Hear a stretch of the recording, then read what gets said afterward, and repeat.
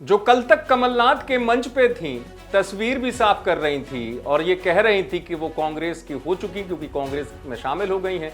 जय जय कमलनाथ भी कह रही थी, वो कमलनाथ के मंच से गायब नजर आई और गायब नजर आई तो फिर चर्चा भी होने लगी। क्या निशा बांगरे का रुख अभी भी साफ नहीं है? निशा बांगरे कुछ अभी भी बड़ा करने की सोच रही है? कांग्रेस में शामिल होने के बाद कुछ अलग रास्ता तो नहीं तलाश रही है निशा बांगरे?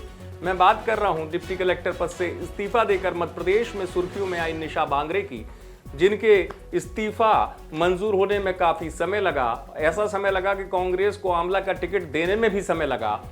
वो कांग्रेस में शामिल हुई कमलनाथ के समक्ष। कमलनाथ जब नामांकन भरने जा रहे थे, उसके बाद उन्होंने मंच से कहा कि कांग्रेस के लिए वो लगातार काम करेंगी, संगठन में जिम्मेदारी संभालेंगी।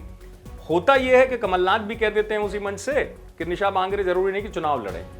लेकिन ये सवाल मैं इसलिए उठा रहा हूं कि जिस जिले से वो ताल्लुक रखती है वहां पर कमलनाथ पहुंचे, मंच पर जिले के सभी कांग्रेसी मौजूद दिखे, निशा बांगरे नजर नहीं आई। और ये जो परिवर्तन हुआ है बीते दिन से हुआ, जब निशा बांगरे के एक स्टेटस से पता चलता है कि वो चुनाव लड़ सकती हैं, तो ये भ्रम क्यों है? क्या निशा बांगरे को टिकट देने को लेकर कांग्रेस के ऊपर दबाव है या कमलनाथ जो है उसको खुलकर नहीं कहना चाहते?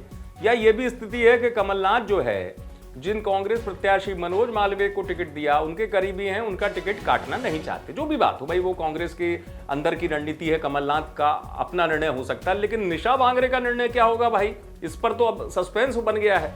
वो इसलिए बन गया है कि निशा बांगरे जो कल तक कमलनाथ के नारे लगा रही थी, वो कमलनाथ के मंच पे क्यों नहीं पहुंची? भाई चर्चा तो होगी, क्योंकि और चर्चा इसलिए भी होगी कि निशा बांगरे रुख साफ नहीं कर पा रही है ना। या तो वो एक स्टैंड पर रह के ये कह दें कि नहीं, उनको तो चुनाव नहीं लड़ना है, कमलनाथ ने आदेश दे दिया, वो संगठन के लिए ही काम करेंगी।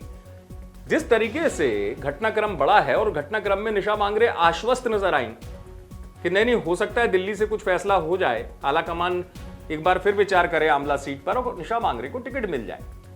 अब सवाल यह हुआ कि आखिर निशा बांगरे इतनी तेजी से रुख क्यों बदल रही है, इतनी तेजी से बार बार उनकी ये स्थिति साफ क्यों नहीं हो पा रही है? उसकी वजह यह भी है कि निशा बांगरे को लेकर सोशल मीडिया से लेकर तमाम जगह ये चर्चा हुई कि उन्होंने डिप्टी कलेक्टर जैसा बड़ा पद छोड़ा, कांग्रेस में आई, उनको कांग्रेस में मिला क्या? या फिर कांग्रेस ने उनको पहले कमिट कर दिया था कि आपको टिकट मिलेगा ही? अब जो भी हो, निशा बांगरे का रुख हर बार उनके इस तरीके की बातों से कुछ और संकेत देने लगता है। आगे वो क्या करेंगी, कांग्रेस क्या करेगी, ये देखना होगा। आप देखते रहे एमपी तक।